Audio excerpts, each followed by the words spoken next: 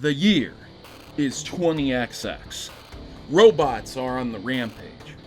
I mean, I just heard the emergency broadcast system go off again about more robots spreading into the cities.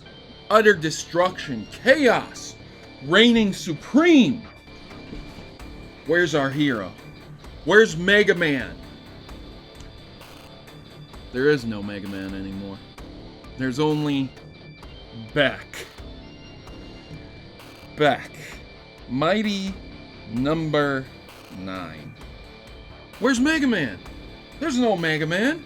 There's only this abhorrent, terrible pseudo Mega Man. Beck. Beck. Mighty number 9 might just be one of my most hated games that isn't utterly broken. That's not saying that it's completely functional, because it's extremely unpolished. But to have Mega Man go out on Mighty number 9, like, that's the game, ladies and gentlemen. If you were to look up the last Mega Man-esque kind of game to come out that everyone knew about, it would be Mighty number 9. It wouldn't be Mega Man 10, it would be Mighty number 9. That pains me greatly to know, because at the end of the day, Mighty number 9 is a far cry from Mega Man. But hark! In the distance, you say, you've heard rumors of a Mega Man 11? Ha ha ha! Surely you jest. You joke. Because, it's impossible. Kenji Inafune left, remember? He created Mighty number 9. A Kickstarter to the degree of around $3 million. Corruption, tons of setbacks of the game not even releasing on time, being pushed back several times. Horrible graphical standards. This is what we got, ladies and gentlemen. There is no, wait, you're serious, aren't you?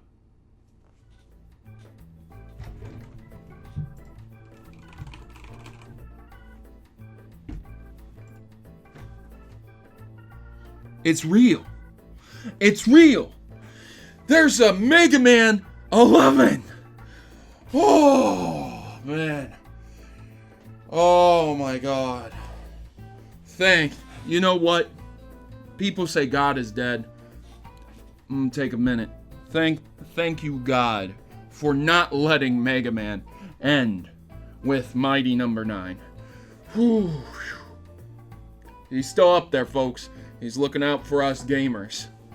On a real note, ladies and gentlemen, this is indeed a true statement. There is a Mega Man 11 coming out, and it was announced on Capcom's 30th anniversary live stream of Mega Man.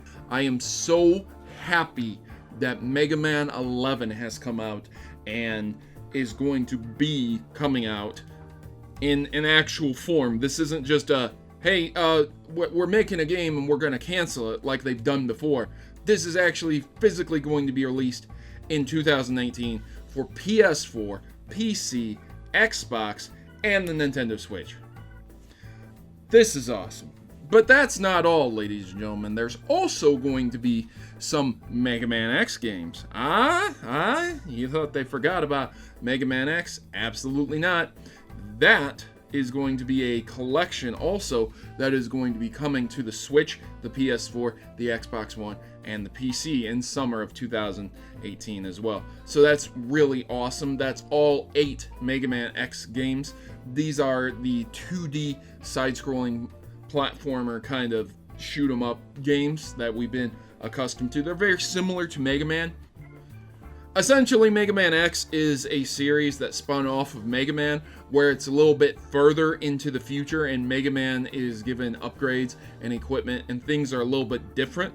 This is where the Maverick Rebellion comes into play, where Sigma has infected a lot of robots with the Sigma virus and they rise up, rebel, and take over the world. And this eventually leads up to Mega Man Zero, Mega Man ZX series and stuff like that, which is way in the future. So Mega Man X thumbs up. I would strongly suggest getting the collections, both Mega Man and Mega Man X collections, and I can't wait for Mega Man 11 to come out. Now, here's the thing that I wanted to focus on today, ladies and gentlemen, because if that was it, this would be a rather short video. No, there are actually people out there who are upset at the graphical stylings of Mega Man 11. They are saying that the 2.5D is played out and they don't like it. Some people say that. I remember seeing Noggin put out a tweet also saying that it's an unpopular opinion that he doesn't really like the graphic styles. Now, I'm not going to sit here and debate whether or not the graphics are good or bad. I mean, I've heard people say Mario Odyssey's graphics are bad and Zelda Breath of the Wild's, and people have their subjective opinions on that. Like, for example, I don't like Breath of the Wild's graphics at all. I think they are terrible. Are they bad in the sense that people don't look like people, swords don't look like swords? No, not at all. You know exactly what you're looking at, but I don't find them appealing. I feel like there's this really drab, nasty bleh all over the screen when I'm playing Breath of the Wild. Now, you could feel completely different, and you're entitled to that opinion. But universally, we can agree on a few things. That Mega Man's graphics are suitable for the game. Suitable does not mean good, great, or like, oh my god, Cuphead level of mind-blowing here. Suitable just means that, hey, we can see Mega Man. He looks like Mega Man. We can see the rocks. They look like rocks. The levels look like real levels. And the explosions don't look like pizza sauce blowing up all over the screen. Mighty number 9. So, the debate is going on about 2.5D graphical stylings. Should Mega Man be put into a 2.5D graphical styling? Well, if you look back at Mega Man 9 and Mega Man 10, they didn't sell, they didn't blow up into a viral sensation. Yes, a lot of people bought them, but they weren't looked at as, oh my god, these games are so amazing because they're 8-bit Mega Man, yay, and everyone ran out and bought them.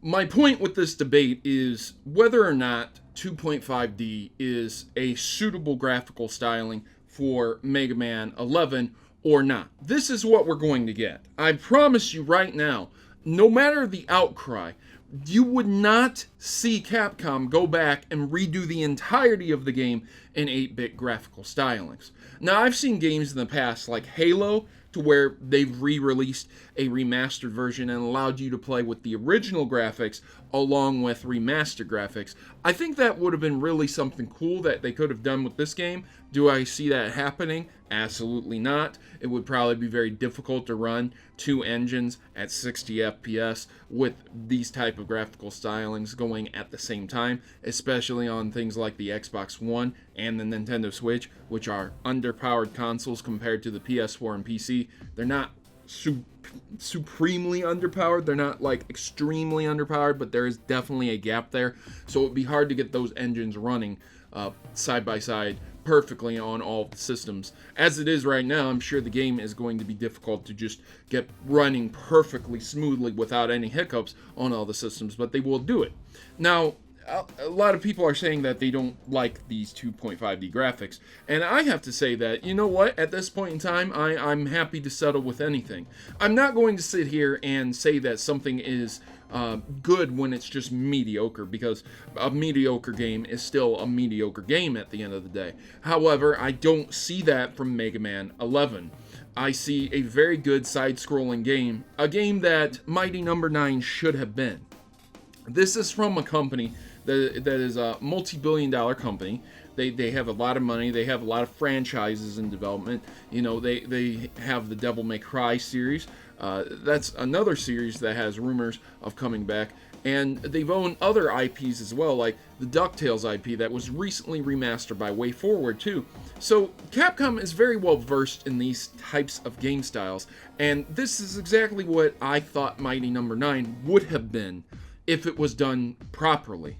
So I find it intensely interesting and funny that this game is being made without the support of $3 million from a Kickstarter. I mean, what do you have to say to that? What do any of you think about that? It's like it's a joke. It's almost like a very bad joke, but at the end of the day, it's absolutely true. It's insane to see that companies can make a game that isn't a failed garbage Kickstarter that makes you want to literally die when you play it.